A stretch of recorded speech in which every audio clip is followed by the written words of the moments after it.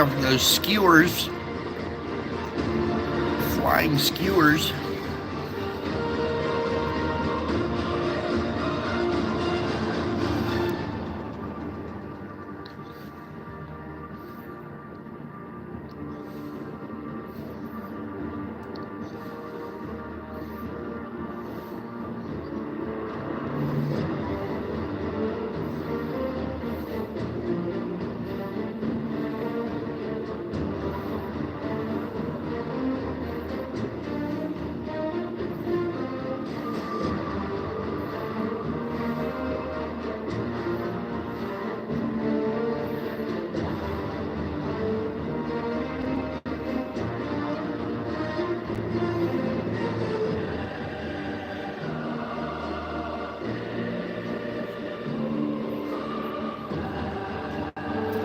This is Spain getting hit, and we were talking about Spain getting hit.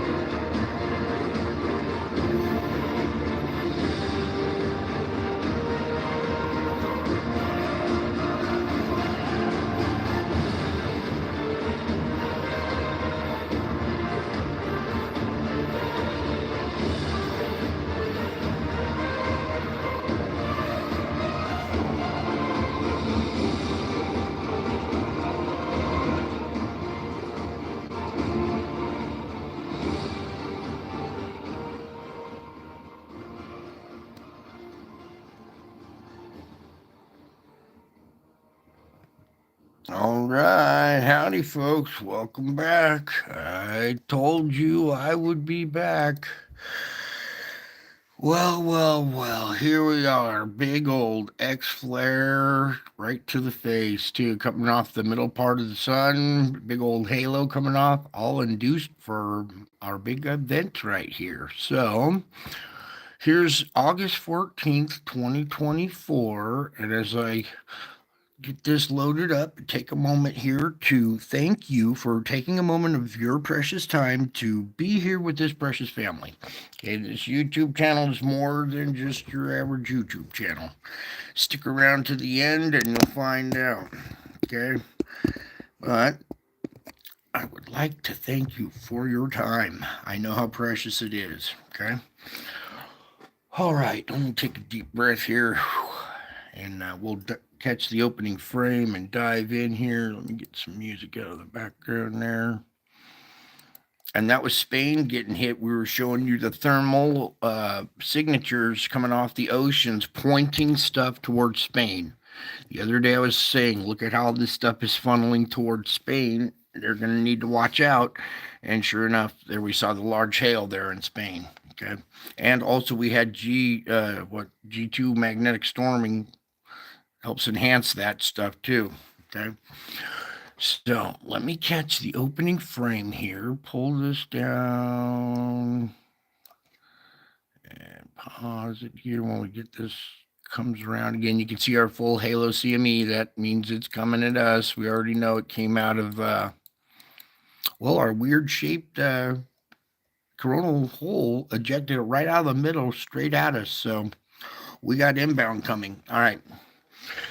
Meanwhile, here's our opening frame, 2024. And let me slide here. We'll start marching away here. Boom. You can see little satellite things going on already, little small ones, little moons coming out, because we have two big objects coming. You see this little one leaving down here. Okay, here's our first spread.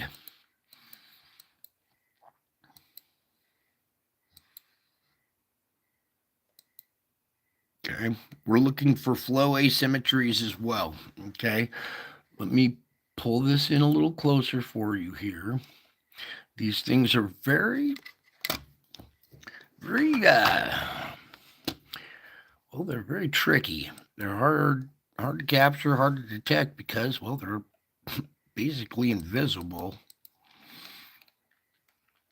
But as we look here, we can see our spread right here and going over right here. You see the flow going over the top. You see this circling back down. Here's your bigger object right in this vicinity. Okay, the backside probably still can't see it because of, plasma streaking past it, but you sure can make out the front part of it right here and other little satellite moons accompanying it, and also the flow. The way the spread goes around, the flow asymmetries of this, much like water, kind of paint.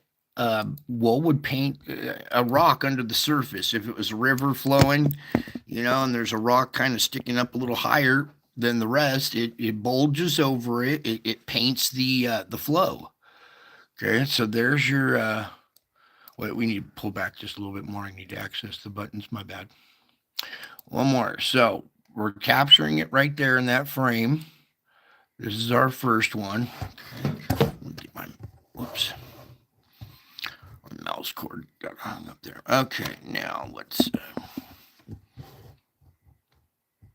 Here we go. Okay, now let's start marching away.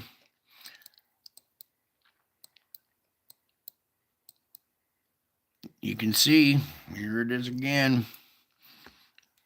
Boom, back here with our little satellite moons accompanying it. Okay, that one passes by. Then we get our X flare in the middle because you see our halo coming off. So that thing helped induce that X flare. Then, as you see the X flare coming off in the background, here comes another bigger one. You see our spread. You see our flow asymmetries.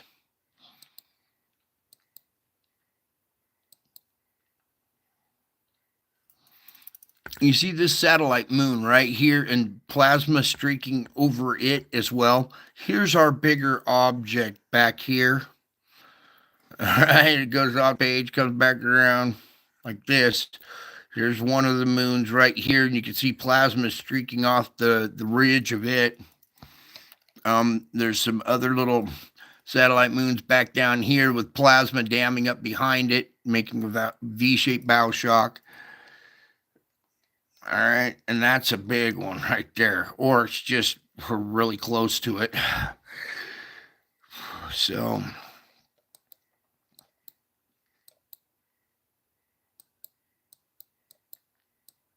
look at this moon right here, this satellite.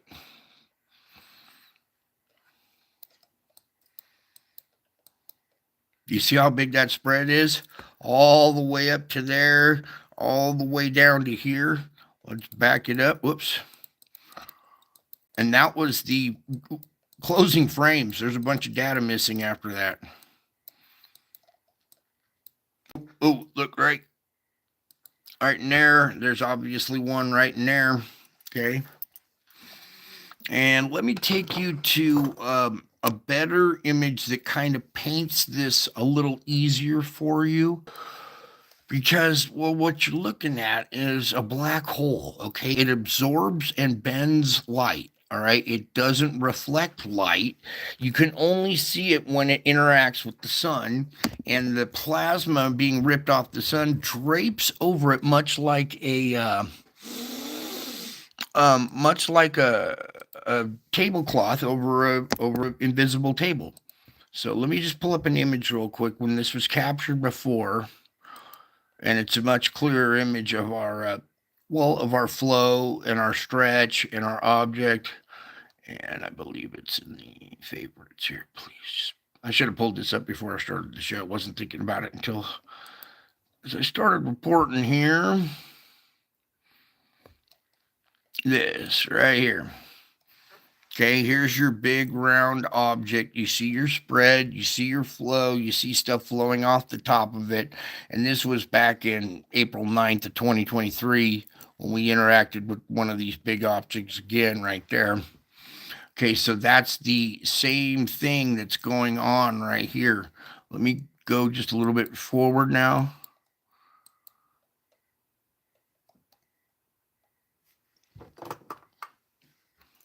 Actually, I can go like this, just right there. And then as it pulls away, it leaves the big teardrop or, cone shaped. And here, that was the last frame at 1512. Okay. And you can make out kind of the backside of the object right here. There's still plasma reaching out from the sun, latching onto it. There's still spread going out around here. You can see some other little moons trailing with it.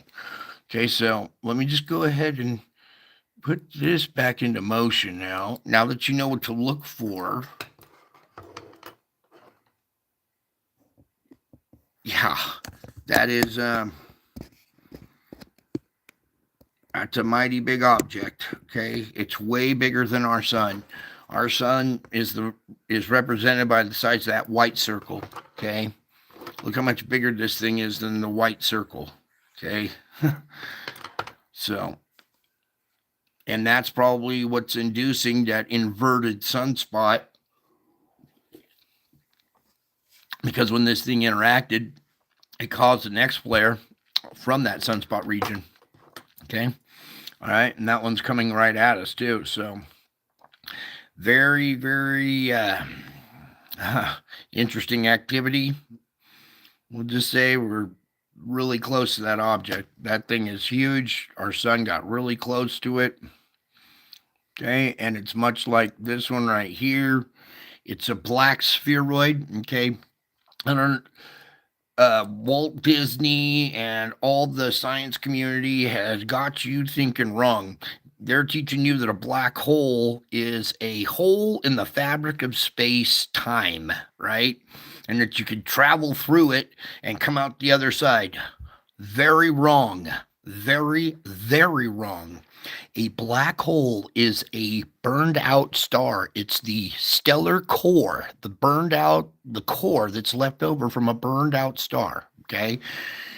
Stars can get pretty big and their cores can be bigger than our sun. And what you're looking at is a giant stellar core that's burned out. Okay. It's so dense and has so much mass that it absorbs light, it doesn't reflect it. It's super dense. If you took 1 teaspoon of this material, this dark matter, this is dark matter, okay? I don't care what these other guys are looking for. Oh, we found it in a quark, blah, blah, blah. No, it's dark matter is a condensate. It's a mass of so much mass compacted together that it squeezes out all the electrons and protons, leaving just neutrons, okay? And it's super packed. A teaspoon of this material would weigh more than the Earth, okay? It's super, super dense. So dense that it absorbs light. Its gravity is so strong it rips light off the sun. It's ripping plasma off the sun, absorbing it, and it streaks over. What doesn't get absorbed streaks over it, painting it like an invisible table paints, or a tablecloth paints an invisible table.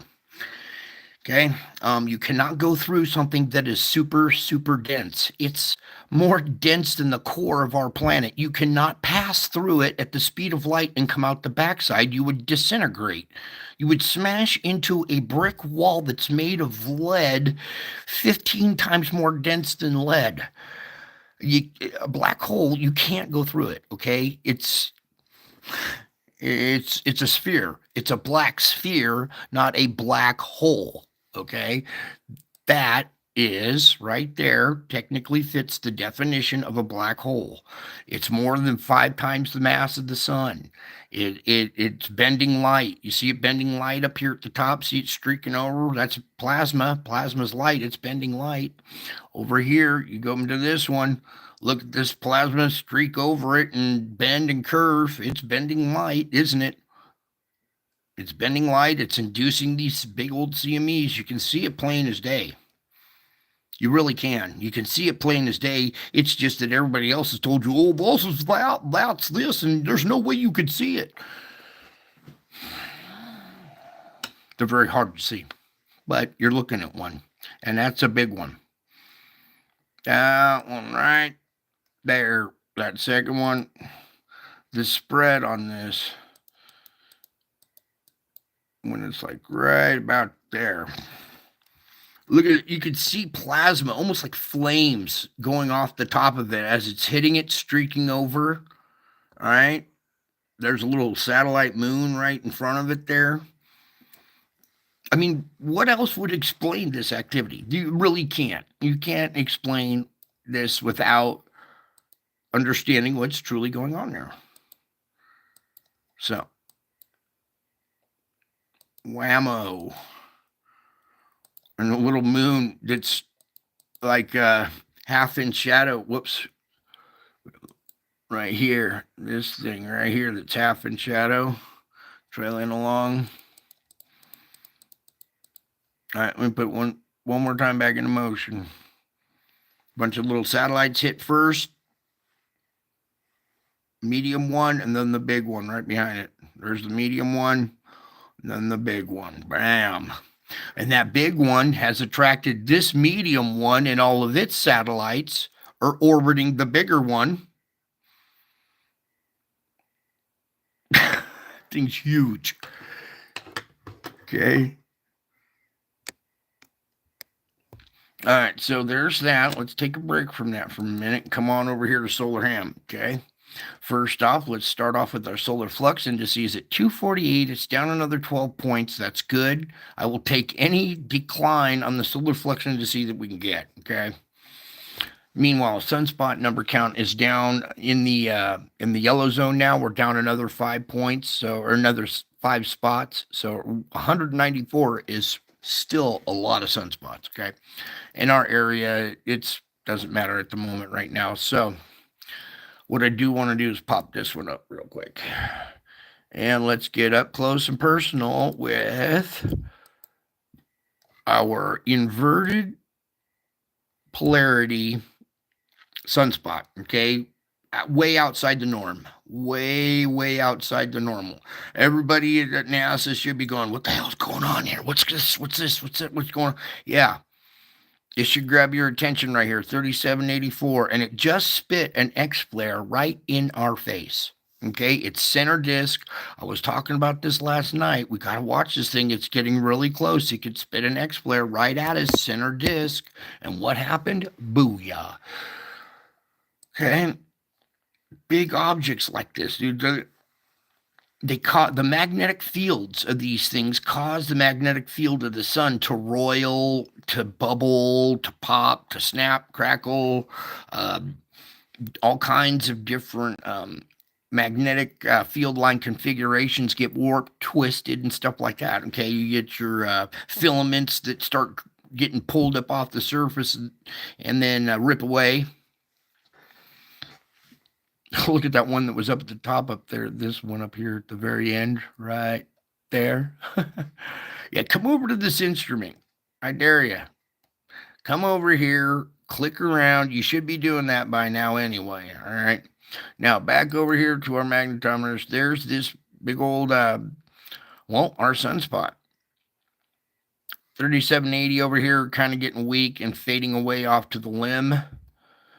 We're a little too zoomed in, but I wanted you to see the reverse polarity and how strong they are right now. I know most of you watched Wages today, and he covered a bunch of that. So let's move on, shall we? Because we got lots of fish to fry. Okay, well, I don't have one flavor at this channel. We got a lot. All right, so just little wave lines. There's your day today. Pretty interesting, huh? Little X flare, M flare right here. This is the stuff we saw last night. Then we had M flare, X flare, another M flare right there. So there's your GOES X-ray flux. Coming out of this and going into tomorrow is a couple little bumps right there. I'm not sure if they have this data up. We could go take a peek if you want.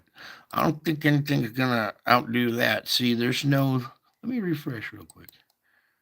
Maybe we get. Oh, look at there. You guys want to see it? What? You don't? After I did all that and refreshed and got the link up there and everything, you guys don't want to take a peek at tomorrow, huh? Well, tough. We're gonna do it anyway. Oh, look at this.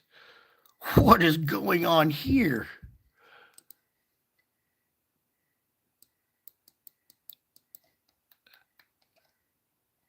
Yeah, round object, plasma coming off. You can even see the ring right here. Look at that.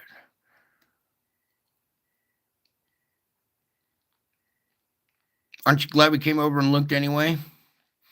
So when we go into tomorrow's report tomorrow night when I'm doing it, we're going to be starting off with this.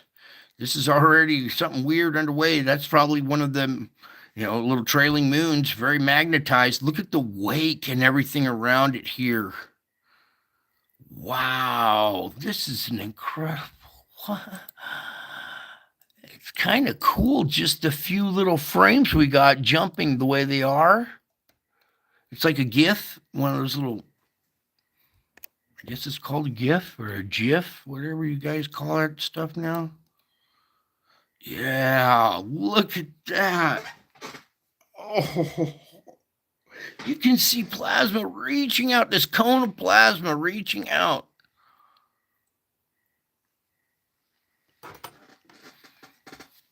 That's going to be a slow motion, long duration event right there.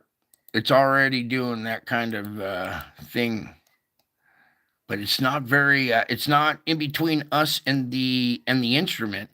So was that D-Res? No way, come back here.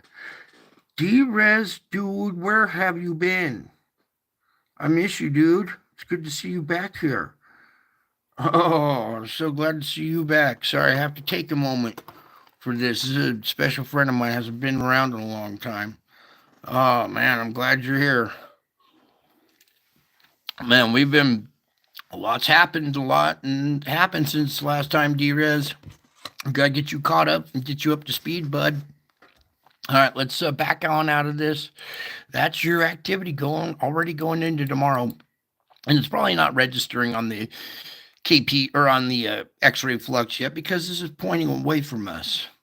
Okay, but definitely something going on right there. And especially after what we just looked at here on the 14th. That is off the hook. Big object right there. And then our second big one with a bunch of satellite moons. Okay. And looking just like this, black round spheroid. Okay. It's a burned out star, the core of a burned out star. Thank you, D-Riz. Thank you for sharing my stuff. That blesses you. You know that, right? It blesses the people that see it, and that blesses you as well for sharing it too. So now there's the medium one with a couple of satellites and our big one. All right, now back over to our space weather. That was this, and then we got a little peek at what's going on here. That'll be interesting to see as it pans out over time here. Okay, so let's pull on back and get the rest of the show on the road. Okay, 3-day geomagnetic forecast all clear for the next 3 days. We'll see how that goes because we have all kinds of stuff heading our way, and I don't think that's going to be holding true for very much longer. Okay, we did get a little impact on the D-layer absorption map, but it's long gone. It's been updated, and that data has already been pushed off the tape line. So we took a little impact, a red impact over the East Coast and this region right here. I'm surprised they don't have that image up there. But anyways, X flare potential 25%. I would raise that. We just took one right to the face. We have this inverted thing right there. Maybe not. The object that seemed to induce it has passed. So I don't know. That sunspot's still pretty gnarly. So maybe 25, maybe a little higher, but anyway, 75 there. Now over here with our flare events today, we had that 5.3 on the east limb and then our X 1.1, and it did cause a type 2 radio blackout over like the east coast and stuff today. And then after that, we had a 4.4 and a 4.2. All right, now over here at our KP, auroras are really weak right now, but you saw how we came out of that big old G4 storm, came all the way down, and now we've had a little bump. Nothing too major, okay? We don't need anything. We don't need anything after what we just absorbed. but here's a little bit, and then another little activity right here, and pretty soon we're going to see more. I have a feeling. Anyways, 3784 is our reverse polarity, beta gamma delta, and growing. Okay. 3780, that big bad boy, is still beta gamma delta, and declining though. All right. Meanwhile, let's talk about this long duration X1 solar flare that was just observed around 3784, peaking at 639. The active region is currently directly facing Earth, and this event may be eruptive based on the latest imagery. Okay, we know, we saw it's coming our way. All right, update coronagraph imagery following the X1 flare is starting to slowly come in, and the prospect of a noteworthy CME does not look good. A CME following an earlier M flare off the west limb at 402 is visible. However, only the very faintest of CMEs is seen emerging after the X1, and it is barely visible, at least the imagery that is currently available. All right, update 2. The CME tracking model is showing that the CME associated with the X1 early Wednesday will pass Earth eventually. The faint, slow-moving plasma cloud is predicted to reach our planet on August 18th. A weak impact may generate aurora at higher latitudes. Open up the tracker. Let's do some track-a-lactin since we're lacking the track. And oops. Well, you can see it hitting on that one. Let's just open up that one. Already clicked. So load that up real quick. You guys probably already saw this a little bit, but we're going to go over it anyways. Okay, double impact. They're hard to see because they're so close together, but as they come off, we'll actually take control of that. You see them coming, well, you see them coming out towards Earth, not north or south, coming right at us. Boom. All right, and impacted Earth. Well, starting on the 18th, you see the uptick here, this little bump, and then the second one. So 18th to 19th, all day of the 18th for our weather forecast. Okay, so keep that in mind for your weather forecast, the 18th. Let's pop this one open too, because this one's showing something. Please, can we? Thank you, Lord. Okay, coming right towards Earth. Kind of a little double impact of wham. All right, so what I want to do, since they don't,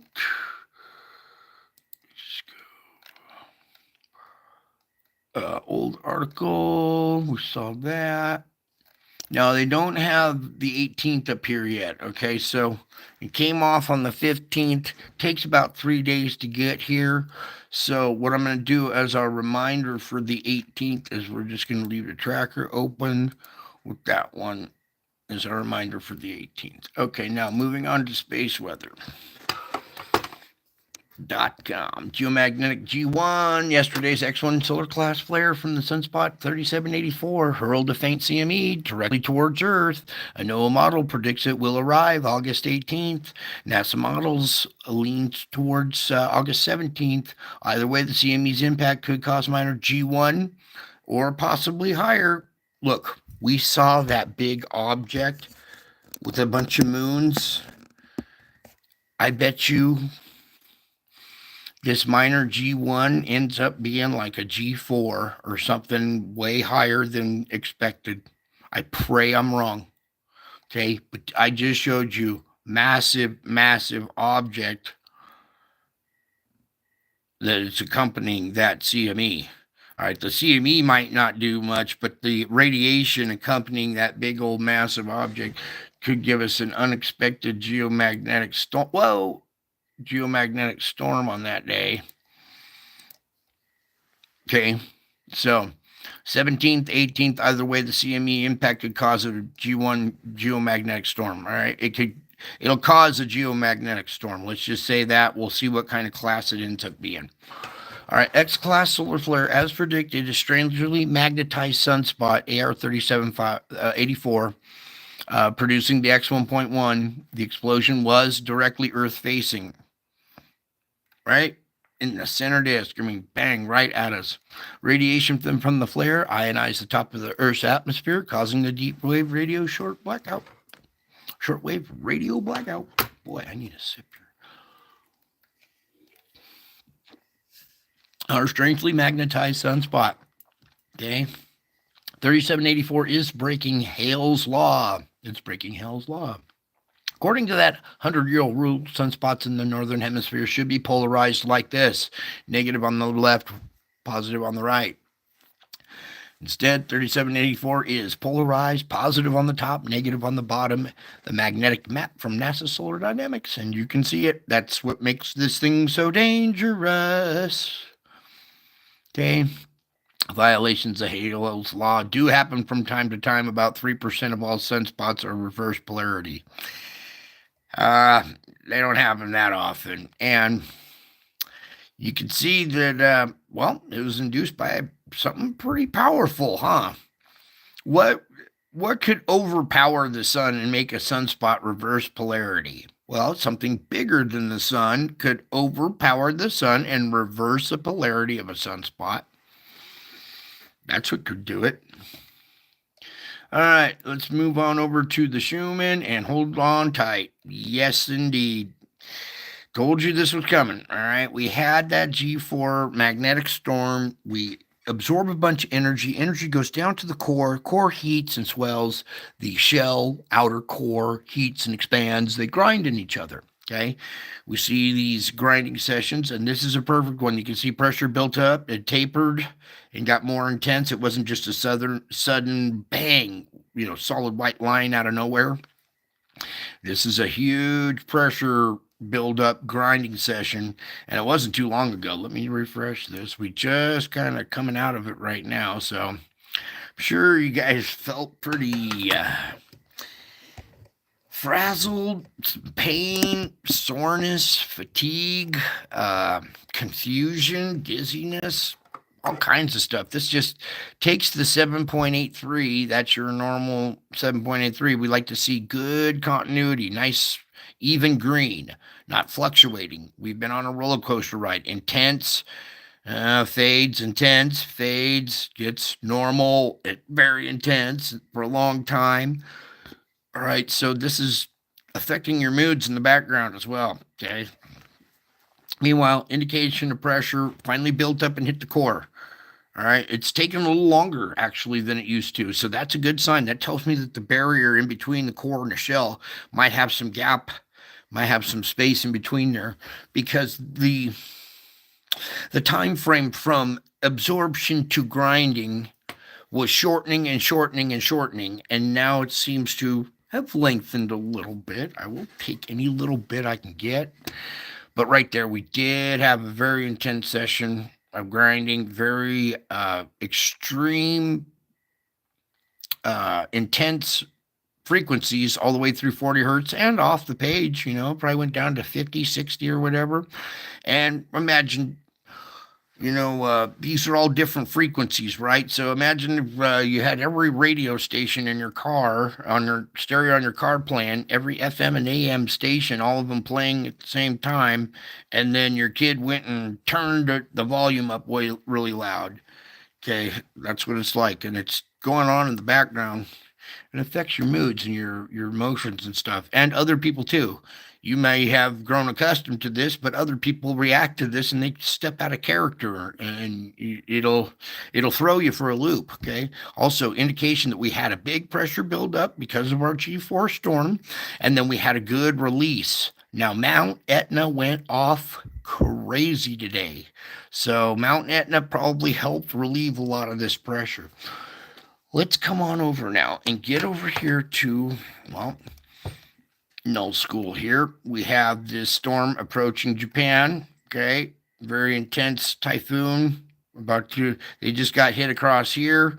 So they might get hit again.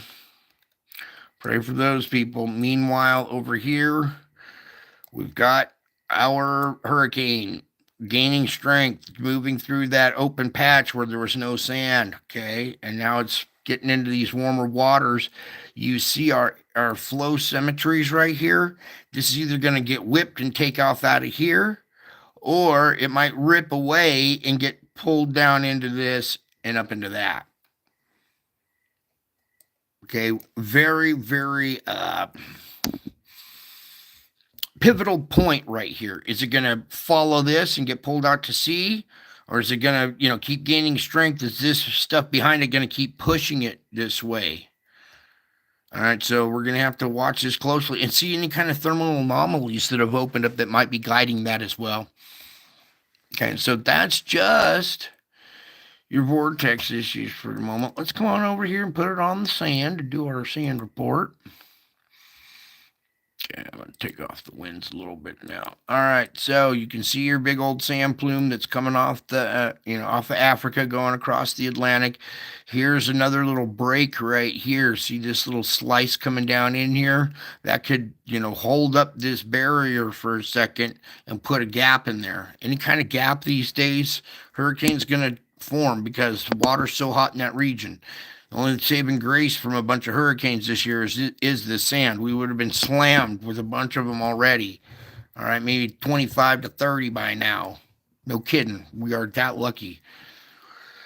So, got another intense plume of sand coming off. That's good. That should hinder stuff in the future. But we do have a little break here, and then we do have our hurricane building. And now I'll put the air back on. And you can see this hurricane spinning is clearing sand out. It kind of does, it works hard to get air so it can breathe. So it blows wind out of, blows wind that clears the sand out of the way so it can get some convection going. Okay, so very, very crucial right there. Meanwhile, Saudi Arabia, Yemen, Oman in big trouble up there. Lots of sand. Gobi Desert still doing its thing. And then we have, check this out, our southern fetch is coming up and now hooking and going around the tip of India. It's not really slamming the coast and pushing it right across the country anymore. Look at this. Takes a dive and goes all the way around.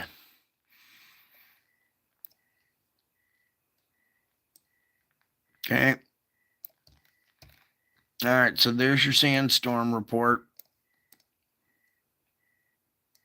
Ooh, a little bit going on down there. Their own localized sandstorm in the deserts out here in Argentina and stuff. Look at that. Look at that. South America has its own independent sandstorms now, you guys. Look at this. This is new. This is added to our report. South American sandstorms. Yes, no, because that sure doesn't look like it's coming from this up here. Winds whipping around, coming this way and blowing sand out here. I believe this is coming from the deserts that are on the backside of the Andes Mountains right back in here. In fact, I'm almost sure of it. Look at that. Wow, so regular old sandstorm report turns into, we have a new location, folks. South America having sandstorm issues now. Okay, something wrong with the planet. Anybody else? Whoa, Australia, what's going on here now? Oh, look at this. They're starting to have sandstorms their own.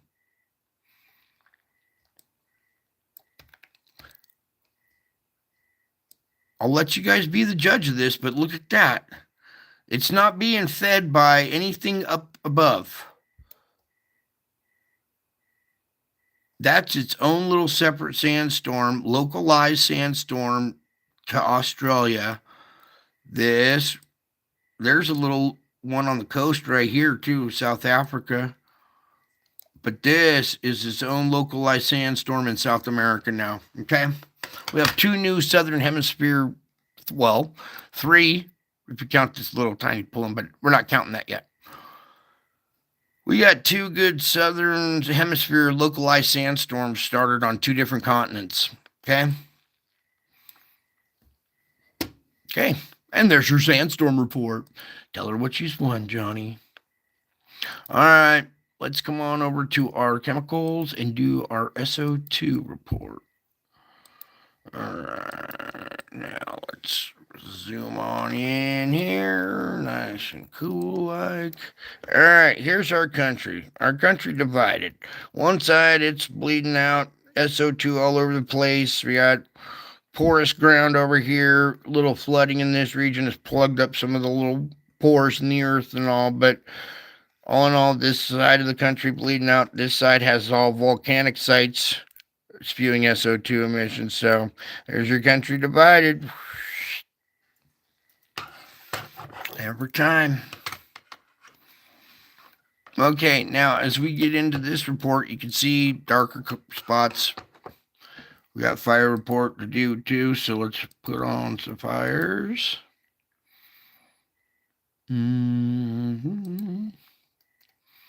Not so intense tonight, but we still see fires at these sites. Okay. Gas comes out of the ground so hot, it's down by the magma. Okay. So it's thousands of degrees hot. When it comes out of the ground, it sparks fires. It'll dry out the vegetation really quick around the site, and then the hot gas causes spontaneous combustion. The plant catches on fire. Next thing you got, a wildfire. Throw some wind in there, and it's on. All right, meanwhile, we're having fires here in Oregon still. This activity has kind of traveled down the west coast, getting further and further south. You see these SO2 plumes here, a new one here. Okay, this one down here, the Bay Area is starting to go off again. Remember, we used to report on this one here at the Bay. It's starting to go off again. So pressure underneath this area, remember we saw a big heat plume out here. So pressure in this area is going to, well, it's traveling down, causing SO2 fires, basically. It was all the way down to getting into the northern part of Baja, Mexico, but that activity seems to have retreated. It was creeping east of the line right here, but that activity seems to have retreated, although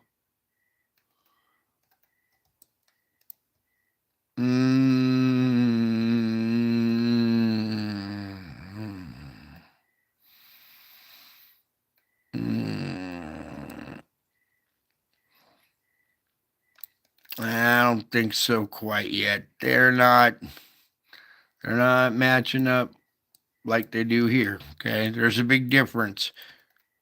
You can see which fires are caused by the SO2 plumes. Okay, so still kind of everything west of the of the divide here is just SO2 induced fires. These other ones are just SO2 plumes, but a lot going on there. As you travel on down through Mexico, you can see it's got all of its sites that are going on. We come on down through South America. We got sites up here all along the coast emitting SO2. Okay, very intense little pockets here. We have our weak spot right here where a quake took place and relieved a bunch of energy in that area. And all the little purple dots that were all through this zone right here have dissipated. Meanwhile, we got our fulcrum points here that we come in and check. This one, these other ones that have kind of blossomed here along the way. That one's very intense. The other one's kind of not so intense tonight. So we did see a relief of pressure. So there's a SO2 emissions here, relieving pressure along this fault line, keeping earthquake magnitudes down. Okay. Hop into. All right. Good emissions coming out of there. That's good. This island too, Maui and the main island. As long as we don't see volcanic activity on this island, we're all good. Let the volcanic activity be on the big island. Okay, so what kind of face do we have in the thing today? I don't know. Let's just move on, shall we? I want to adjust for their time.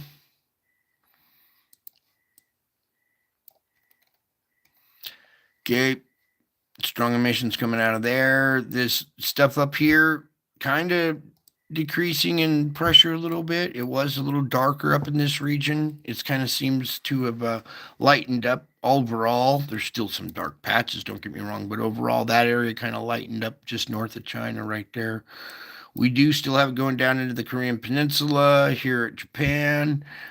Taiwan is feeling, spewing SO2 now. It hasn't had a lot of quake activity relieving pressure. Now it's spewing SO2. Very intense spot right there. Okay, we're here to check out Java and Sumatra. Okay, now we had a big pressure buildup and then we had a release. So it's looking a little lighter in this area a little bit, and same up here at Sumatra. Okay, this spot's still nice and dark, but those two have kind of lightened up a little bit. Come down here, look at Australia, still has its issues, Tasmania even, and if you thought you were gonna get a bunker in New Zealand and escape, well, they got SO2 emissions too because, well, it's a volcanic island. Now, up here we got Fiji, our deep region, our deep quake region, and the island that's just off of our entrance to the plate tectonic system. These two little SO2 emissions help relieve pressure as it comes into this. The very end of this plate boundary system is like the end of a crack, right? If you ever had a crack in your windshield, it wants to spread. It wants to continue cracking in the direction that it's going. And that crack starts right here. It wants to continue spreading this way. So the more pressure comes up here, it wants to crack. But this is relieving pressure. The plate boundary itself relieves a lot of the pressure. So we got to remember this little island right there. Okay. Now let's come on over to the, this is water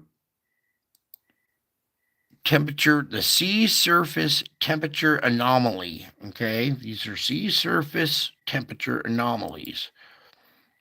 All right, take a deep breath, everybody. Here we go.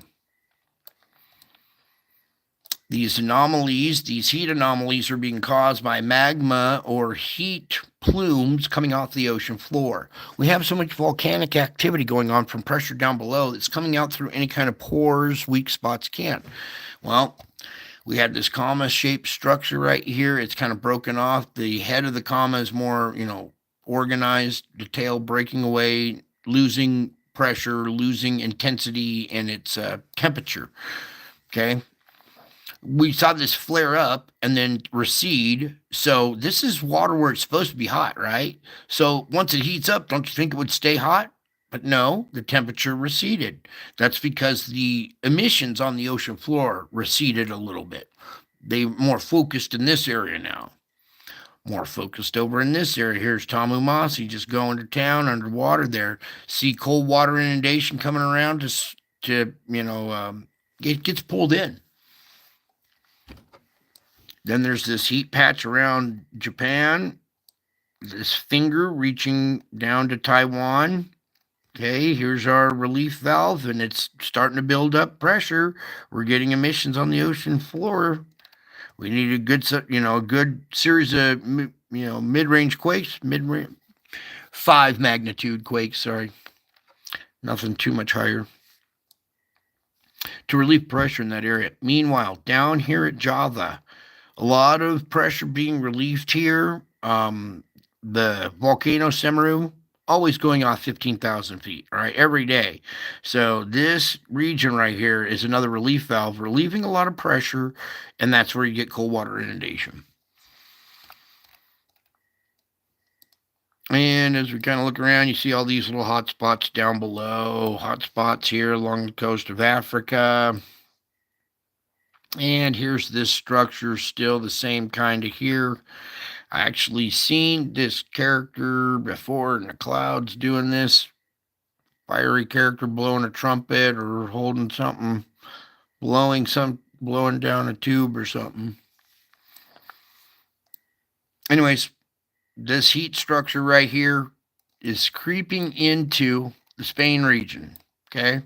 Now here we're going to start putting on our wind, and you're going to see your correlations. Wind patterns correlating with the heat anomalies coming off the ocean. All right. We got vortexes form. Hot water rises, cold water, or hot air that comes off these hotter regions rises. Cold air that's above these colder regions rushes in, and we get vortexes in the air. Okay, heat signatures like this with a cold patch create vortexes.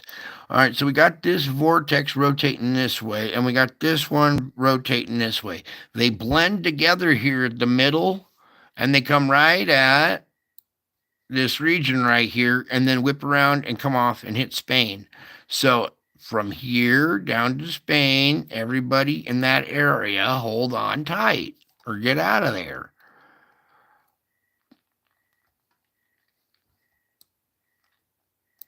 Okay, you can see our conveyor belt structure. It goes like this because of our heat signatures. Um, it would be licking one after another hurricanes off the coast here. Just pull one off, throw it in this conveyor belt, go around. And without those sandstorms, we would see probably 8 to 10 evenly distributed hurricanes just rotating around this conveyor belt. This is like the inside loop of the conveyor belt because it goes through here as well and comes up through the middle part of the country and comes out. So there's an outer loop here. All right, let's pray that this thing stays on the inner loop and takes heading out that way, doesn't get pulled in and go up through there. But you see, our heat-induced air patterns are causing this storm setup, this your storm front structure setup. Okay, that's going to be the Atlantic for tonight. Look at this up at the North Pole. This is way out of hand up here. You're going to see a lot of ice melting and a lot of flooding up in them regions here soon.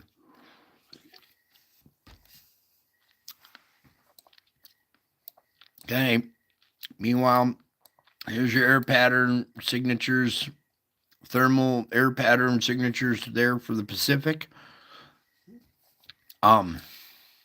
This cold, hot right next to each other, creating a vortex that's headed right for Japan.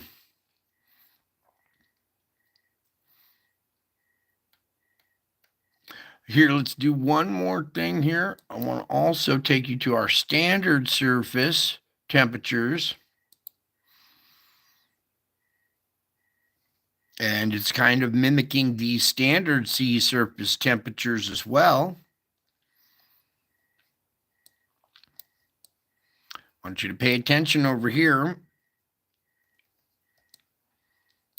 This is very hot now, the whole Gulf filling in purple or pink. This region down here is starting to fill in too. Hopefully this thing goes out there because we don't want to get in this water right here. Okay, actually you could see there's a good boundary right here, cutting it off. Look at this, boom. So hopefully that'll push it up and take it out to sea. Meanwhile, we got lots of fuel for the fire right here, okay? Very important that storms don't track through that area. We got to keep them out here in the Atlantic. Let's get back to the anomalies. All right, hopefully you guys are picking up what I'm laying down. I know for a lot, when you really grasp what's going on here, it's disturbing. So take a deep breath. We got something that reassures you after the show. All right, so we're going to leave it there for right now. We're going to come over to do our earthquake report now, all right? So let's get on into our deep quake region, Fiji. Pop over here. We got a 4.5 down at 501. That's our typical deep quake response, mid-range 4. But then we have a second one, a 4.1 down at 511. All right, so we had 2 deep quakes. One is normal magnitude, one just a little less, which is good. That puts like 5 energy at the surface. We have this island right here that absorbs a lot of the relieves a lot of the pressure before or just as it comes into this area. So 5 at the surface with a little bit of pressure release is 5 at the surface right there, 4.9. What do we do with 0.9s here? Why? Just because there's just so many 4.9s. Their list of 4.9s is probably They don't have enough paper to print the list. 4.2 down at 220. Okay, we're right on plate boundaries. We're right off this fracture zone. Volcanic islands, probably at the base of this volcanic island right there. Pressure down below, earthquakes at volcanic sites. This one here, we go 4.4 down at 136. You can tell by the depth again, that's probably a little volcanic island here. Now looky here. 4.8 down at 56, volcanic feature down there. 5.0 at 17, that's like right at the plate boundary almost. 5.0 here at 14, that's still pretty shallow, and a 5.0 there. Look at all this activity right here where we have Semeru, Merapi, we also have Krakatoa here going off. And you remember when we came over to the Java region that the pressure Java was less? Well, oh, come here, you. Quit playing games with me. Right here. See there? We just had quakes in that region, and now we got cold water. You see the correlation? Good.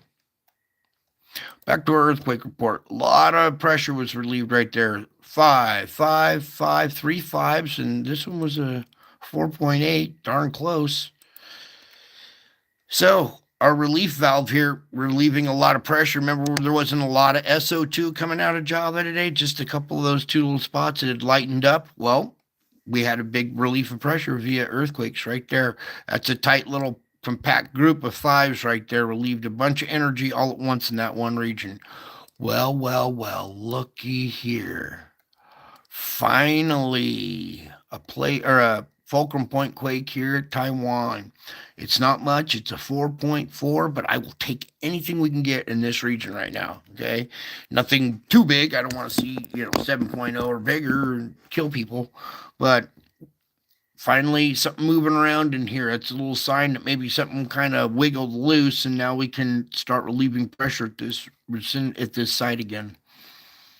Very promising to see that. Sometimes things can be promising. I've been waiting for activity here for a minute. Not because I'm trying to predict stuff there, just because that's where we need. That's our relief valve. 4.5 down at 39. This is also where we had our big quake here, 7.1 or whatever off Japan here. Our little region here is still kind of active. When pressure comes in, these weak spots go active.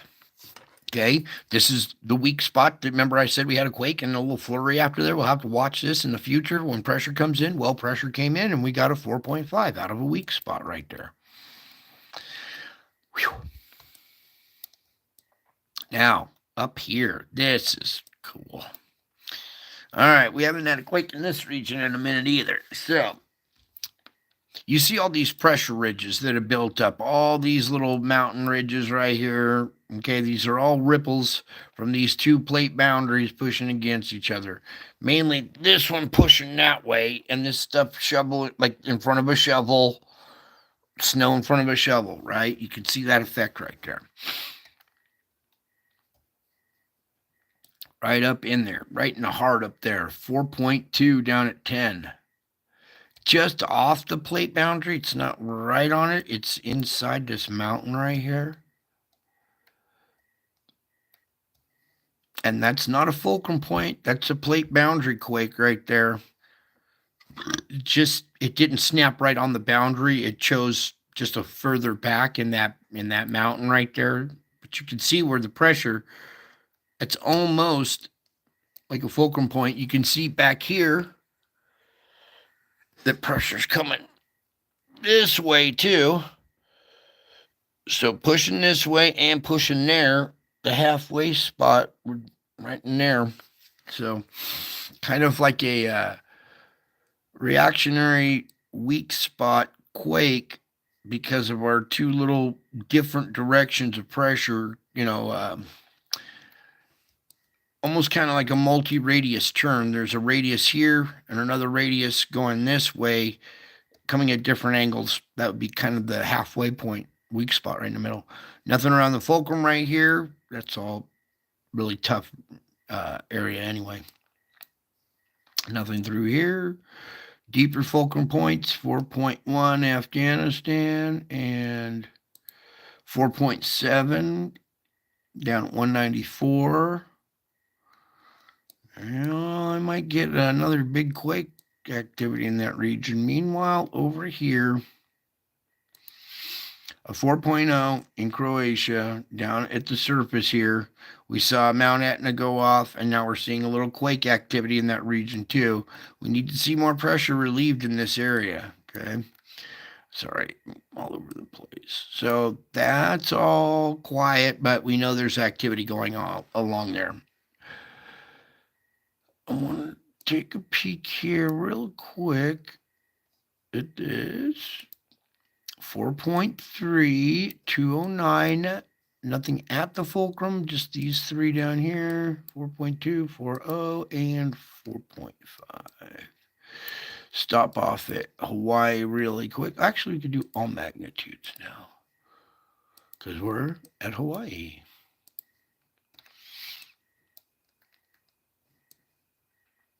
Okay, good little flurry going on here at Hawaii. 3 magnitude. Okay, these aren't just twos. So you got threes, 3.4, 3.3, 2.8 right there in that cluster. Okay, so that's a little uptick in magnitude. We were seeing twos and 1.5s, right? This kind of activity right here. Oh, that's even 2.3. We're at quite the uptick here in magnitude as far as the quake swarm size. These little, instead of being ones and 1.5s, they're all twos and threes. So increase in magnitude is, because of the pressure down below. Now, come on up. We'll start up here, just micro quaking through the islands here. All volcanic sites through there.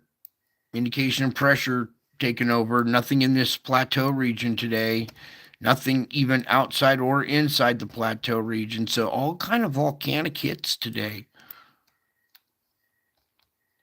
Little magnitude check up by a fulcrum 2. Ooh, what's that one? 2.3.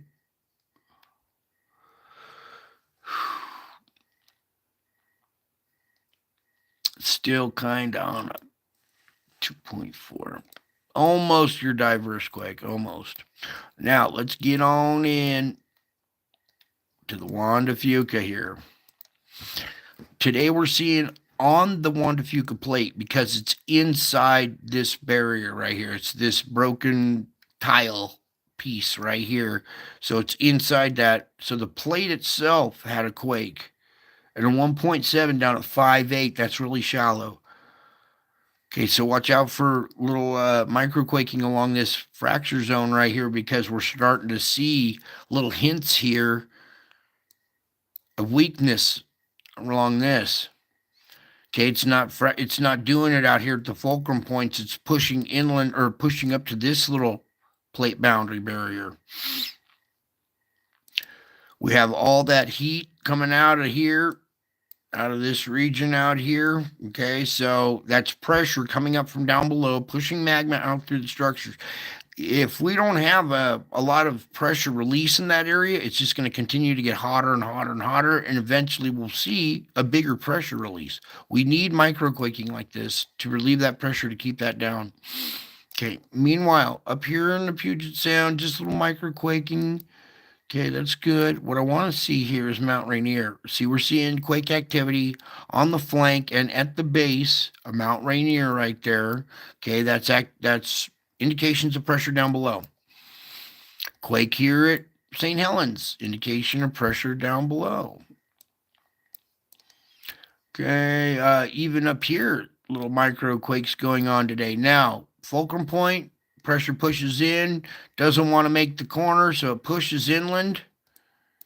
See this line? Pushes inland. Bingo. 1.7. Good quake swarming going on here. The geysers with a little matching 1.8s on either side. 1.9, pretty much the same.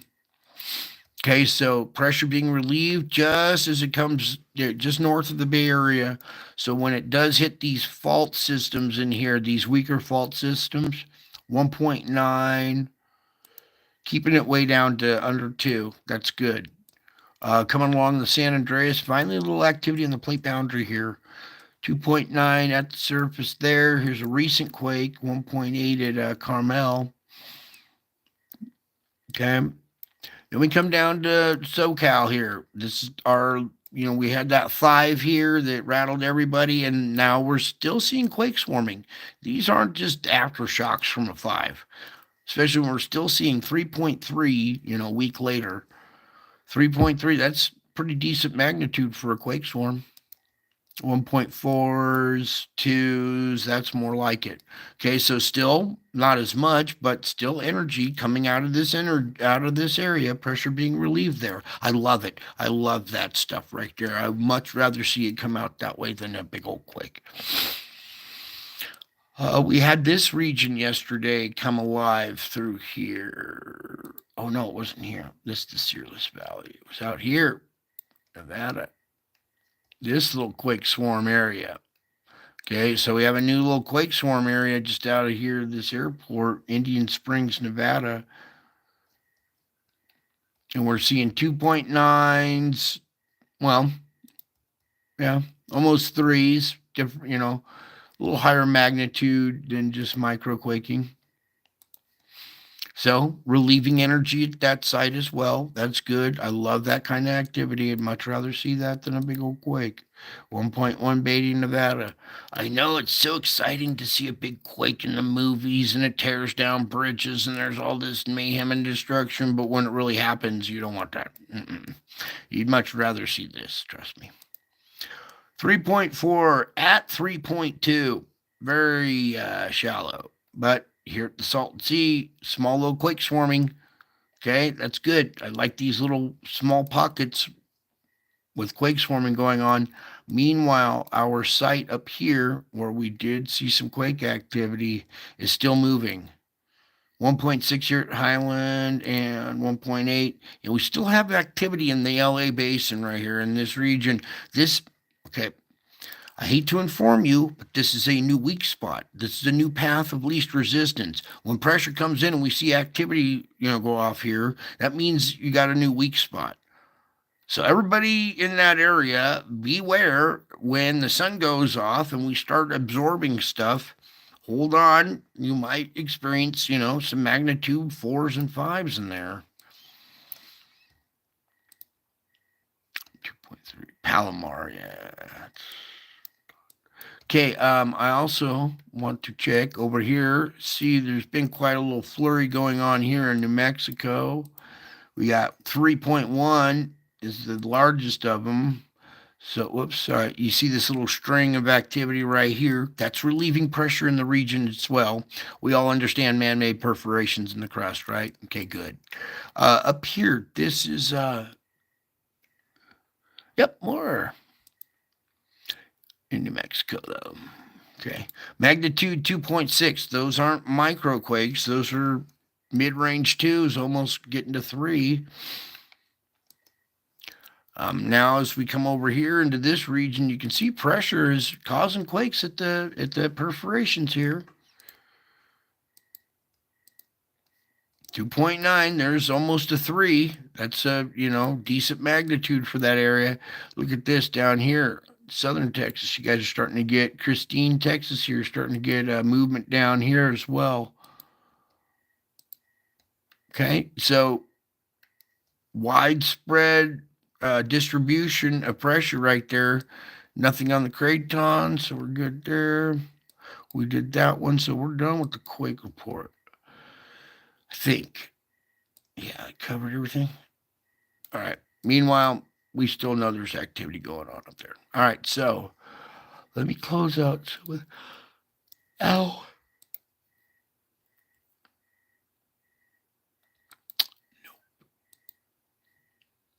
already got rid of it. Okay, let's do a volcano report here real quick. See up top there, 34 erupting and 30 in warning. That's 64 that are active. Okay, add those two together, they are active. Half are currently erupting, all right? 7 years ago when all this stuff started happening to me, if I told you then that, 7 years from now we'd have 64 volcanoes, you would say I was crazy. Well, here we are. We are actually here with 64 volcanoes actually happening. And that's just on land, not underwater. So we have much more than 64 volcanoes erupting. And that's the truth, but it sounds crazy because, well, I guess I am crazy. Crazy for you. Let's get it on. Volcanoes today. Bingo. Here is Etna just going off. There is video out there of this huge, just call them a fire. It's just shooting like a jet out of a afterburner of a fighter jet, just shooting into the sky for hours on end. Okay. The National Institute of Geophysics and volcanology. Lava fountaining episode began. It began to diminish at 3. Well, when did it start? Every time I click on read more, it takes us to an ad and we have to fight all that. Meanwhile, go check out the violent paroxysm that happened here at Etna. It went on for quite a while, very, very high. That's a lot. That's not just ash. That's all magma. That's a lot of pressure right there being relieved over quite a period of time there. I should get okay, as a typical during paroxysm, the active, I don't want to read all that. I want the height. Where's the elevation of it? Because that tower was pretty tall for quite a while. Oh, there's Eric. I was waiting for you, but I got to get you a wrench. All right. Let's move on here. Luatobi, 10,000 feet. That's a pretty good high blast for Luatobi. Semeru, 14. It's usually pushing 15. Every blast has been 15,000 feet for I don't know what, 4 months. We finally dropped 1,000 feet. So all those quakes in that area relieved some of that pressure, and we only had a 14,000 foot blast out of Semeru today. Down 1,000 feet. Meanwhile, White Island, New Zealand, 4,000 foot blast out of it. Okay. Popocatépetl next to Mexico City going off at 20,000 feet. Sangay, 22,000. Reventador, 14,000. Those are high blasts. Okay, each one of these high blasts relieves pressure. Sabancaya, 23,000 feet. And that was just in the last few minutes, okay? We haven't even got, let's go into today, which is now yesterday, because, well, time just flies at this channel. Look at all those active volcanoes. No wonder why there's so much red on the ocean floor. Or yellow, I should say. Back at this, Etna, the new phase, Strombolians, Varensky, and Reykjanes going some more here. Don't get those dogs. They're possessed. IBU at 8,000 feet. Okay, Semeru 15. There's Semeru at 15. Okay, Dukono 8,000. Notice Semeru was at 15 earlier today, and after the earthquakes, it gave a 14,000 foot blast. Okay. Dukono 8,000. White Island again with another 5,000. Popo 22. So that's a different one. Popocatépetl had 2 of them, one at 22, the other one said 20. Sangay, sporadic emissions. Reventador, we saw go off on the other one. Sabancaya, 25,000, not 23. So little increase, decrease. Okay, it was at 25, but decreased to 23 today already. Now, currently erupting. That means currently erupting. These have minor activity or warning activity. All right. And it's not just minor. These things are puffing, shooting steam, ash, other activity, just not full blown explosions. Meanwhile, over here, this is all currently erupting. Don't get too used to this list because it will kind of desensitize you to how crazy this list is. Barren Island, Bisamani, Ducono, Ebico, Erebus, Urda Ale, Etna, Fernandina, Fuego, Home Reef, Ibu, Iwo Jima, Krakatau, Luatobi, Luatolo, Marapi, Messiah, Murapi, Michael, Nirmagira, Niragongo, Popocatépetl, Reventador, Sabancaya, Sakurajima, Sange, Santa Guido, Semaru, Shivalu, Stromboli, Suanosijima, Tinakula, Vildarica, and Yasur are all currently in eruptive phase. Meanwhile, over here, these guys, any one of these could go off at any time. Okay, especially Zbarensky in Iceland there. Any one of these could jump over here at any time. And lately, what it's been is a new site opens up. Instead of one of these old ones just hopping over and being active, we have a new site open up every once in a while. So crazy, crazy. 64 volcanoes on land, 2/3 of the world's underwater. So double this list. 64 is 128. So that'd be 128 volcanoes roughly, on the ocean floor plus the 64 that are on land. That's a lot of 172 volcanoes, something like that. All because every time the sun burps in our face and we absorb energy, pressure builds down below and then it comes up to the surface. Okay, we also have all kinds of particulates in the air. And we have all kinds of water being evaporated into the air because of our thermals in the ocean, right?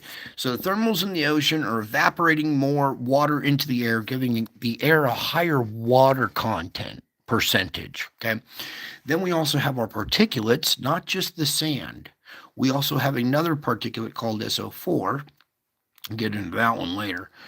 But we have ash from our volcanoes. Every blast that goes off, 20,000, 25,000, we got 60 blasts a day or whatever, spewing all kinds of ash into the air. That each one adds more raindrops.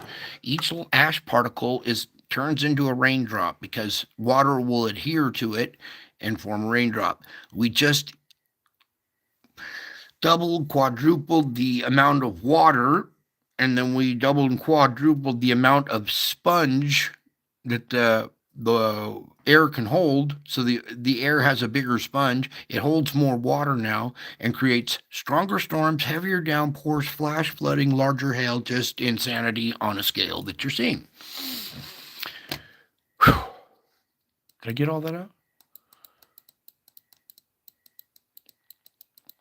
Very unpredictable these days too. Okay, we also have geomagnetic enhancement from the sun that also tacks onto that as well. And according to our thing, there was no geomagnetic enhancement until the 18th. All right, so here we are, 14th, severe weather. All right, we did see severe weather today through this region, current conditions right there. Now, as we go into the morning, there's still a chance here, Iowa, right in that region, noontime, convection, nighttime. Convection right in that area right there. I'd watch that. Nighttime, still possibilities. Morning of the 16th, noon, convection, nighttime. Morning of the 17th, noon, convection, nighttime. Now here comes the morning of the 18th. Now, depending on our G1 to G4 possibly, we'll see. I pray I'm wrong. I pray that larger object is at a trajectory that doesn't interact with our magnetic field, okay? But it's so big and its magnetic field is so big that we're probably going to get some kind of glancing blow from it, okay? So G1 to G3 magnetic enhancement, possibly. You see this low spinning right here with these three little branches coming off of it. That's the morning time. You see it's spinning around like that. That could see some enhancement in here in the next couple of days right in there. There's the convection. You see all these pop-ups, these isolated supercells right there. And then nighttime as it curls back down through these states. That is the prime concern for the 18th right there. Okay, even though it doesn't show much, it all really depends on our geomagnetic storm and how intense it is if it hits us at that time. Okay, now let's move on. Morning of the 19th, noon, convection, nighttime. Morning of the 20th, noon, convection, nighttime. 21, noon, convection, nighttime. 22, noon, convection, nighttime. Up here in Canada, you guys, I'm telling you. See that stuff coming in like that? Boom, the northern tiers and then up into Canada.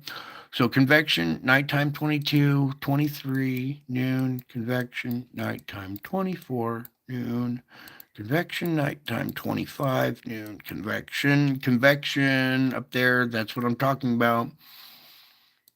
Nighttime, noon, or morning of the 26th, noon, convection, nighttime 27, noon, convection, nighttime. See how this thing rode this whole northern tier down here or up here because the cooler air was up there. That's the night or morning of the 28th, noon, convection, nighttime. All right. All that's kind of useless because it's so far out, but what I want to show you is this kind of activity. This is a perfect example for you Canadians and everybody on the northern tiers up here, what to watch out for. Is stuff like that right there. And see how it's hitting the northern parts of Vermont, New York, and stuff up there? Because that's where the cooler air is. All right, so I'll let that play really quick, and then we're done. We'll get into the spiritual report. Okay, lots of craziness going on out there. I know you guys. So it's important that we take a minute and take a break from all that and, well, do our spiritual report. We did our astrophysics. We did our geophysics. Let's work on the metaphysics, okay? And it's not your new age metaphysics. It's the real metaphysics. All right. I got all kinds of stuff for reading tonight as well as, well, let's just come on back to this really quick. There's your, and let's just pull up some of these images, some of the faces and stuff that I've captured here. This is like the butterfly man with these antennas. You ever seen the crop circle of the butterfly man when he's got these little antennas coming out? Anyways, here's his face coming together with his hand out, like reaching out his hand to hold your hand.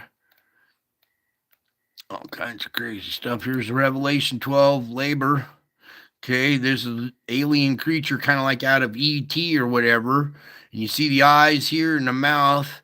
That's eyes open and scream every time the sun goes to come out. She's in labor. There's this Rugrats cartoon character up here as a midwife.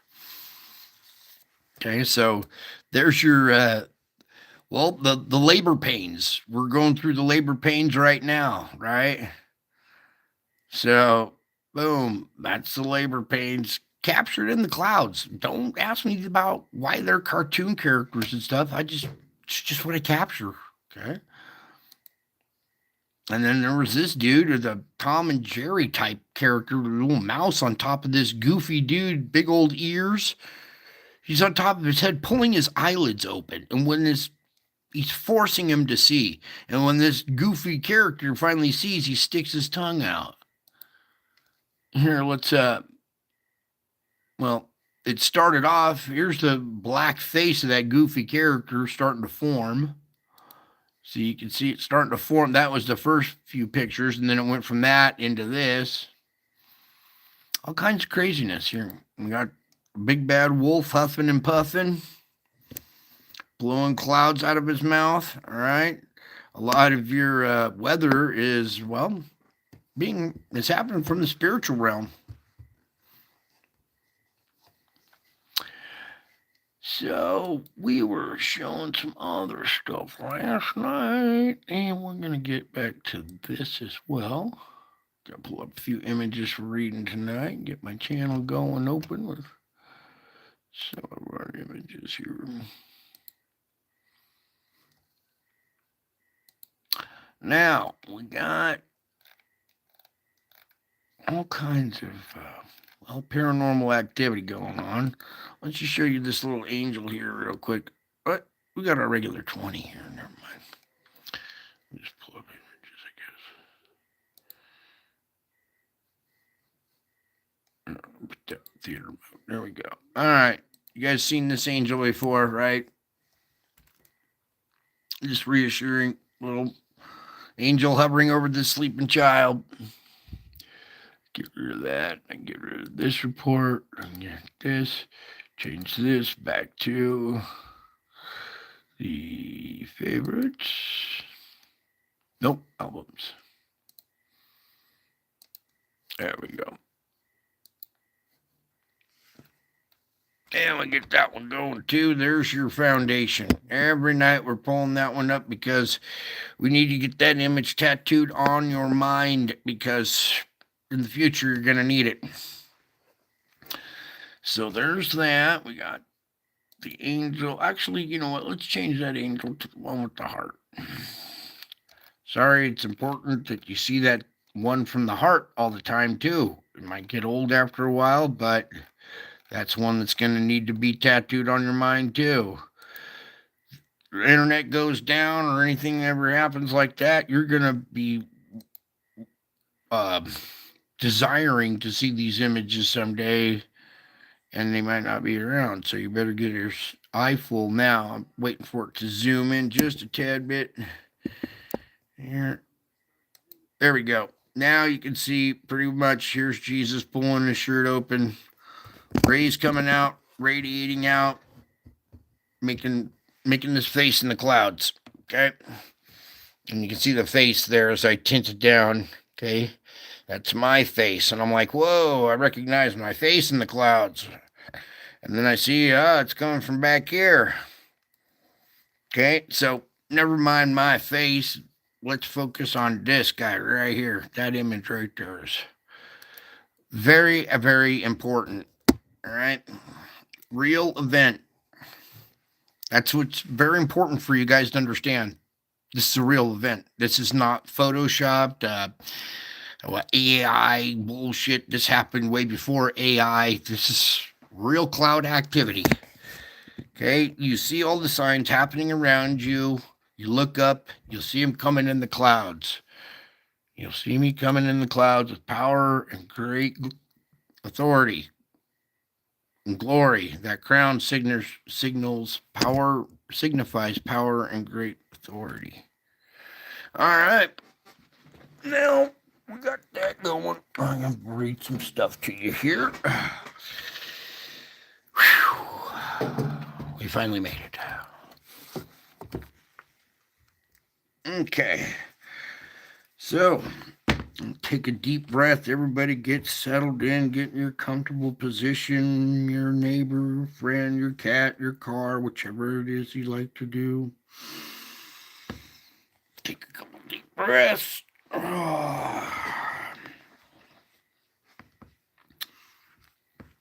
I know these days are getting stranger and stranger and stranger. You're doing your best with your salvage work. You're having successes some days, other days are different.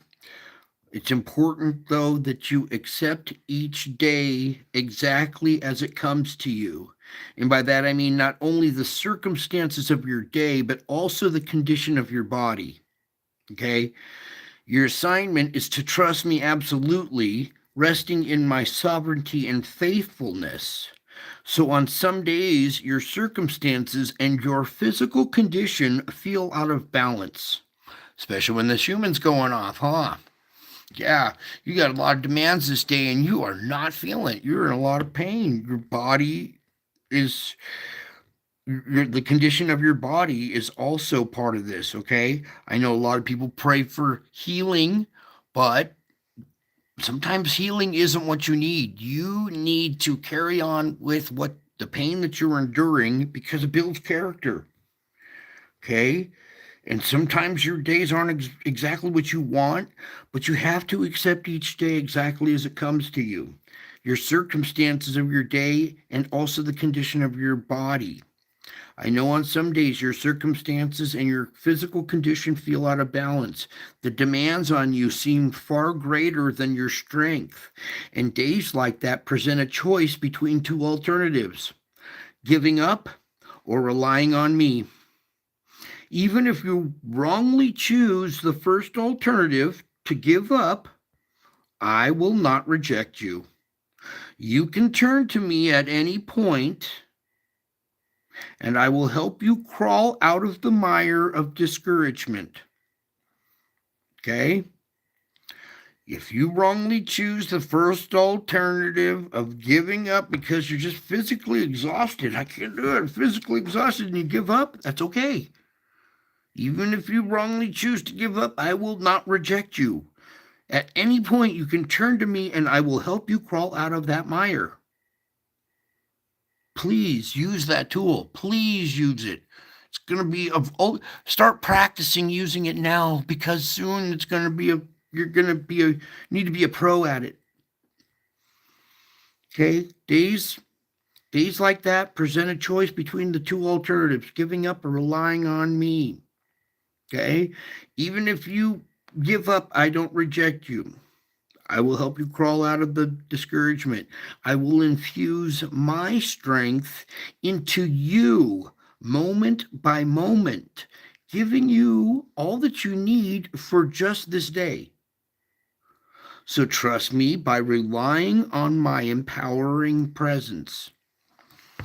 Accepting each day. Acceptance is big key to all this. Once you start accepting stuff, it becomes a lot easier to deal with the issues. Okay? I want you to walk with me along paths of trust. The most direct route between point A and point B on your life journey is the path of unwavering trust in me. That's the most direct point from A to B, is unwavering trust in me. When your faith falters, you choose a trail that meanders and takes you well out of your way. You do get to point B eventually, but you will have lost precious time and precious energy. So, as soon as you realize you have wandered from your trust path, okay, look to me and whisper, I trust you, Jesus. And this affirmation will help you get back on track. Okay, it's the whispering, I trust you. That affirmation is what gets you back on track. All right? It's not you. It's when you say, I trust you, Jesus, you have let go. You just let go. You said, I trust you, Jesus. That affirmation, when you let go, that affirmation will help you get back on track. That's a key to your salvaging a day. Okay, something happens, boom, and it just ruins everything. You're like, you know what? I trust you, Jesus. The moment you do that, something comes over you, this affirmation, and that affirmation helps you get right back on track. And the farther you roam along the paths of unbelief, the harder it is to remember that I am with you. Okay? So you start wandering off the path, and the further you roam, well, the harder it is to remember I'm with you. Your anxious thoughts branch off in all kinds of directions, okay? They take you farther and farther from awareness of my presence. You need to voice your trust in me frequently, okay? This simple act of faith will keep you walking along the straight paths with me. Trust in me with all your heart, and I will make your paths straight. And the only thing I need protection from is McAfee. Bingo. Thank you, McAfee. You're the only one ruining my show. All right. So it's important that you walk with me along paths of trust. And when stuff happens, whisper, I trust you, Jesus. That affirmation helps you get back on track. That's very important. Um, Another one, the acceptance. All right, accepting each day as it comes. One of my favorite prayers I have to do a lot is from AA, but it's God grant me the serenity to accept the things I cannot change. That necessarily doesn't pertain to alcoholism at all. That can pertain to anything in life. God, grant me the serenity. You're asking for serenity. God, just grant me some serenity to accept the things I cannot change. So that word acceptance is very key when you're walking with me and trusting. You have to accept that your days are going to be like that, and you put your trust in me as you wander down your path. You whisper from time to time, I trust you, Jesus. The affirmation puts you back on that path, and you end up salvaging your day. How are you supposed to be a beacon of light into other people's day when you're grumpy having a bad day? You can't. You really can't do it. You can try to fake it or whatever, but you need to be authentically, truly at peace and happy in order for you to bring that light to somebody. So that's why it's important that we practice salvaging our days. Some days you don't have to. Day goes nice and smooth. They had a great day. You started off on the right foot in the first place and you didn't have any problems. Okay. But the farther you roam from the path, the harder it is to remember that I am with you. Anxious thoughts will just scatter like a spider web and branch off in all these different directions. And as soon as that happens, it's even harder for you to regain awareness of my presence. And that's when you voice your trust. It's important it comes out of your mouth so your own ears hear it. Say it out loud so your own ears hear it. It registers inside your brain. I got so you gotta trust me with all your heart, and I make your path straight. I am always available to you, and once you have trusted me as your savior, I never distance myself from you. Okay? Now sometimes you may feel distant from me, but that's not my doing, that's yours. Okay? So once you have trusted me, I never distance myself from you. Sometimes you may feel distant from me, but recognizing that as a feeling, do not confuse it with reality. Recognize the Bible is full of my promises to be with you always. Just like I assured Jacob when he was on his journey away from his home into unknown places, that's you guys.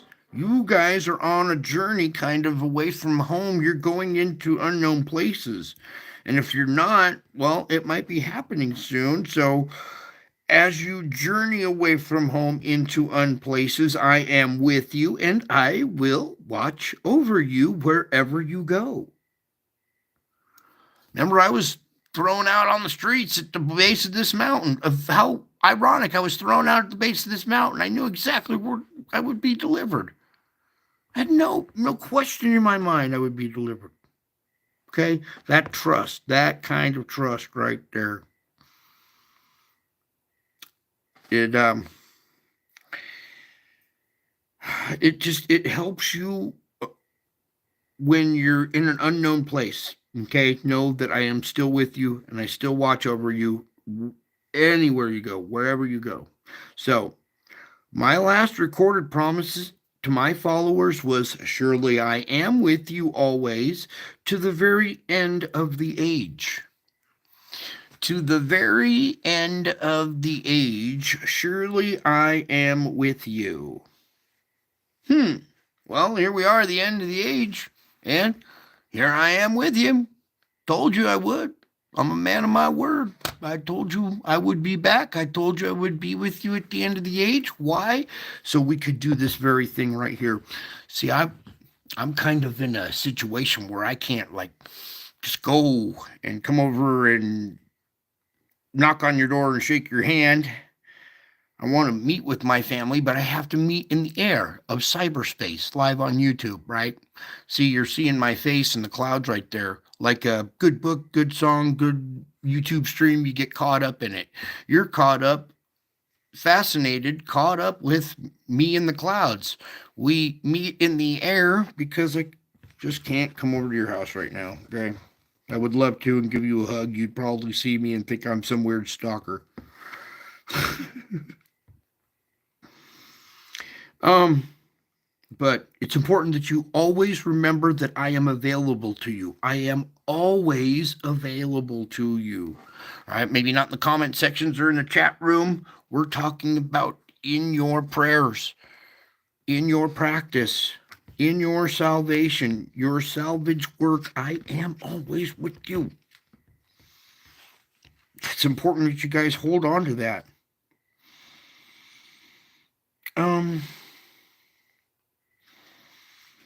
Okay. Where's that one with the heart again, Lord? Yeah, that one right there. Let's go full screen on that one now. That critter just go right through the door.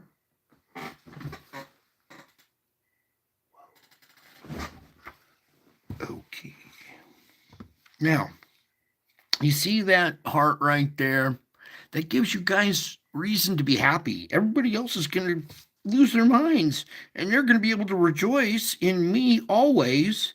No matter what is going on, you can rejoice in your love relationship with me. We have a relationship, don't we? A love relationship. I know all about you. You're getting to know about me. All right. We're building a real relationship, aren't we? I mean, that's the only way you can is one on one, person to person, kind of, like we're doing here.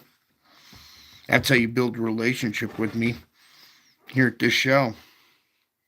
When you see what you see that up there and you understand you can rejoice in me always, you can rejoice then in our love relationship. This is the secret of being content in all your circumstances. Did you know that? Did you know that our love relationship is the secret of being content in all your circumstances? All eventualities? So many people dream of the day when they will finally be happy, when they are out of debt, when their children are out of trouble, when they have more leisure time, and so on. While they daydream, their moments are trickling into the ground like precious oil spilling wastefully from overturned bottles. Okay? Fantasizing about future happiness will never bring fulfillment because fantasy is unreality. Now, even though I am kind of visible, I am far more real than the world you see around you. Okay? I am far more real than the world you see around you. Your mainstream media, your lying TV, the world you see around you is fake. I am far more real than the crap you see around you. My reality is eternal and unchanging. Do you hear me?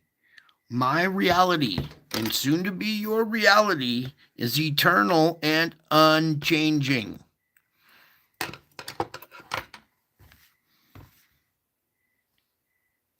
I got all kinds of this stuff. I want this one now.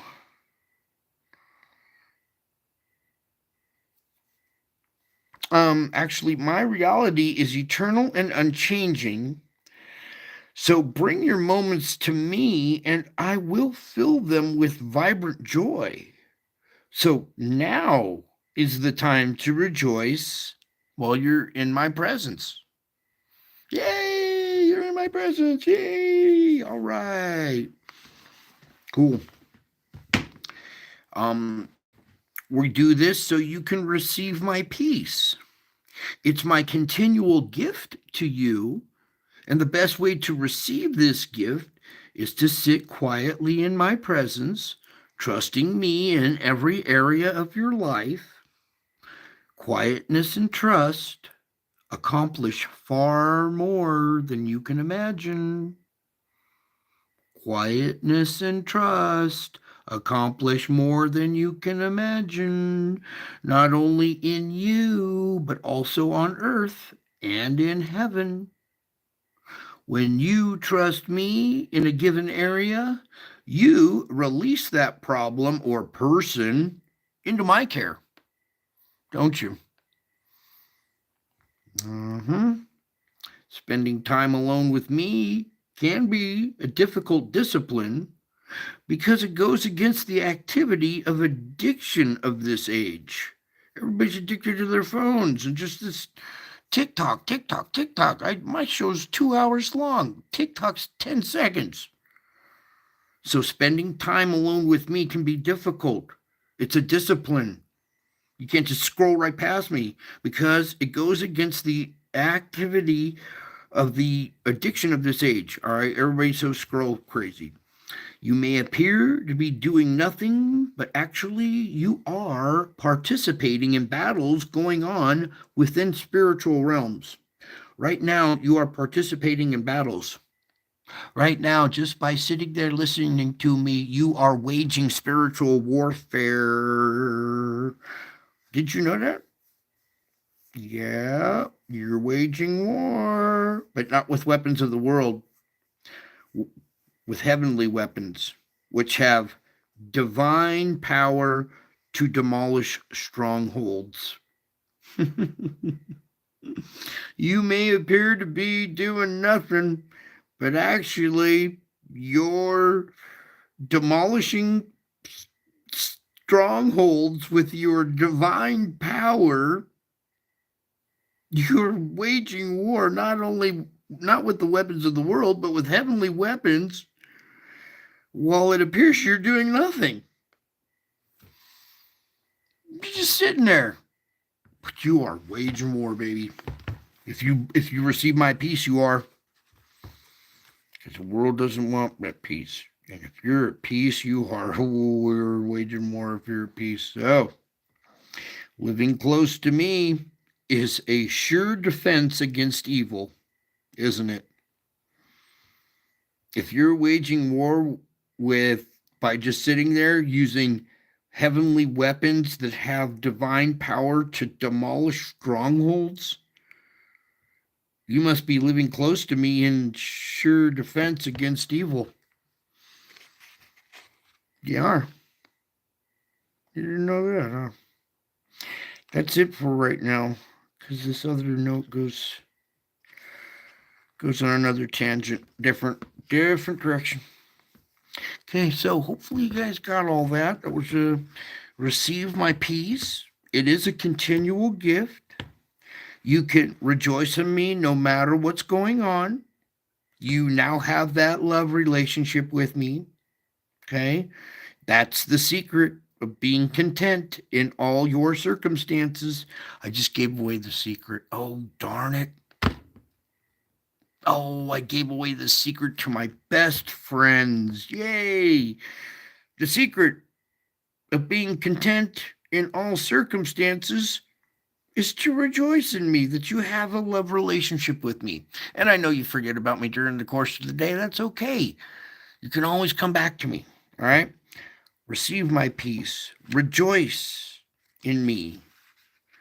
I'm always available to you. You could walk with me along paths of trust. And if you wander away, you can come right back. Trust in me with all your heart. I make your paths straight. And then our acceptance. Grant me this serenity to accept the things I cannot change. There are several things out there right now that you can't change. And there are issues that you're going to have to accept. You're going to have to accept things that you cannot change, and it's going to be hard. So you're going to need this prayer. God, grant me the serenity. I'm asking for serenity. God, grant me the serenity to accept the things I cannot change. You can add the rest if you want, but just that short little brief one does a lot. It does a lot. You need to accept each day exactly as it comes to you. Not only the circumstances of your day, but the condition of your body. Okay? Keep fighting. Keep going. Your huge spiritual achievements. As you walk with me and rely on me and trust in me, you receive my peace. You are demolishing strongholds. You have divine power now. I gave it to you.